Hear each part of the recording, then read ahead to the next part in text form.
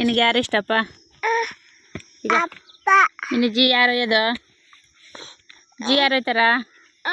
ಹ್ಞೂ ಜಿ ಯಾರು ಒಯ್ಯೋದು ಯಾರು ಒಯ್ತಾರ ಬಿ ಯಾರು ಉಣಿಸ್ತಾರ ಬಿ ಯಾರು ಉಣಿಸ್ತಾರೆ ನಿನಗೆ ಕಕ್ಕ ಯಾರು ತೊಳ್ತಾರ ಕಕ್ಕ ಯಾರು ತೊಳೆದು ಯಾರು ತೊಳ್ತಾರ ನಿನ್ನ ಅಂಗಿಳ ಯಾರು ಹಿಂಡ್ತಾರ ನಿನಗೆ ಅಣ್ಣ ಯಾರು ತರ್ತಾರ